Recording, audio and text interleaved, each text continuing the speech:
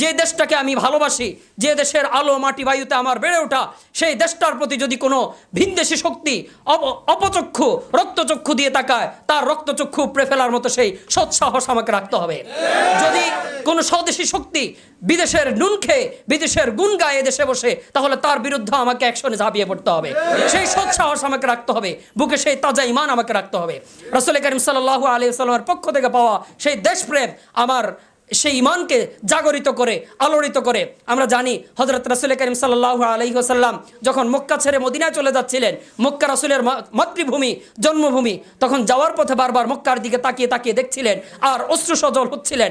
এবং উহুদ পাহাড় পার হওয়ার সময় রাসূল করিম সাল্লাল্লাহু আলাইহি ওয়াসাল্লাম তাকিয়ে বলছিলেন, হে উহুদ, জানি তুমিও আমাকে ভালোবাসো, আমিও তোমাকে ভালোবাসি। আমরা সেখান থেকে দেশপ্রেমের সেই উজ্জীবনা পেয়েছি।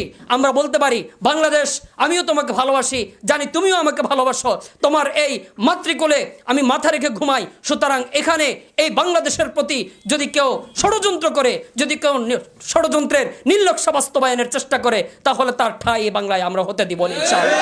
আমাদেরকে সেই সৎসাহস এবং সেই তামান্না, সেই ইমানি বলে আমাদেরকে বলিয়ান হতে হবে ইনশাআল্লাহ। বাংলাদেশ স্বাধীনতা লাভ করেছে 1971 সালে।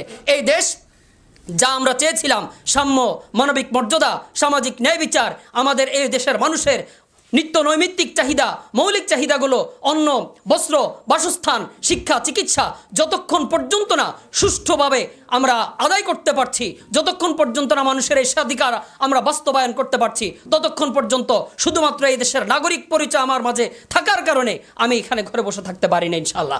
আমি দেখেছি ক্ষমতার পট পরিবর্তন হয়েছে, নেতৃত্বের পালাবদল হয়েছে, রাজনীতিতে পরিবর্তন এসেছে, নানা রকম গুণগত পরিবর্তনের স্লোগান তোলা হয়েছে। কখনো সোনার বাংলাদেশ, কখনো সকালের বাংলাদেশ, কখনো ডিজিটাল বাংলাদেশ, কখনো নানা রকম বাংলাদেশের স্লোগান তোলা হয়েছে। কিন্তু ইসলামের যে বাংলাদেশের স্বপ্ন সৈয়দ ফজলুল করিম রহমতুল্লাহি আলাইহি দেখেছেন, সেই বাংলাদেশ যদি প্রতিষ্ঠা করতে পারে, তাহলে মানুষের দুঃখ ঘোচাবে।